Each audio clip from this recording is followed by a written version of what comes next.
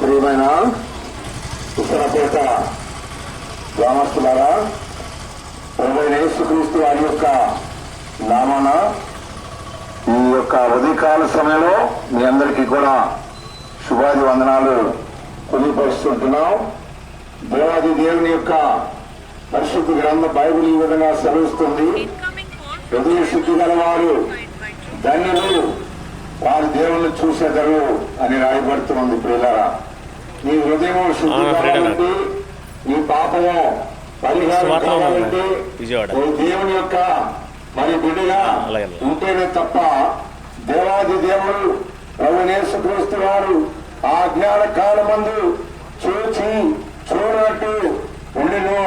ఇప్పుడైతే అంతటా అందరినీ చూస్తున్నాడు. ప్రియులారా, కనుక నీ పాపములు మరి నీకు తెలియదు కానీ దేవాది దేవునికి ఆయనకి తేటగా కనపడుతున్నాయి. కనుక ఆ పాపం అనేది పరిహారం కాకుండా, ఆ దోషం అనేది నీళ్ళు పోకుండా ఆ మోక్ష రాజ్యానికి, ఆ వైకుంఠానికి, ఆ దేవుని రాజ్యానికి నువ్వు చేరలేవు. కనుకని దేవాది దేవుడు అంటున్నాడు, ఈయన రక్తం అంటున్నాడు యేసుక్రీస్తు ప్రభువారు. అనేకమైన అందరి కొరకు, మానవులైన మన కొరకు, పిల్లలు గాని, పెద్దలు గాని, వృద్ధులు గాని అందరి కొరకు ఆయన రక్తం సిందించాడు. ప్రియులారా, కనుకనే నీ యొక్క మరి స్థలంలో, నీ ఇంటిలో ఉన్నప్పటికీ కూడా ఈ మాట నీ దగ్గరికి ఆ దేవాది దేవుడు తీసుకురావాలని ఉద్దేశించి నీ దగ్గరికి తీసుకొచ్చేవాడు మమ్మల్ని నీకు చెప్పిస్తుంటున్నాడు.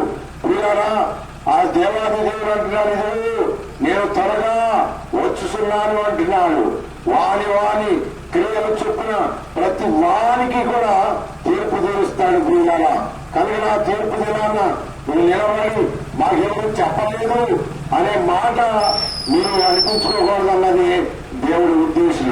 కనుక నేనైనను రేపైనను ఒకనొక పట్టణంలో వ్యాపారం చేసి లాభము సంపాదించుకుందాం అనుకుంటున్నారా?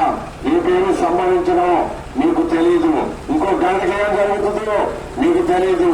కనుకని ఆ దేవాది దేవుడు రాకముందే, నీ ప్రాణము పోకముందే సృష్టికర్త అయిన దేవుణ్ణి ఎరుగుంటే ఆ రాజ్యానికి నీవు కూడా వారసురాలు అవుతావు. ప్రియులారా, కనుక దీంట్లో మరి ఎంతో కష్టపడాల్సిన పని లేదు.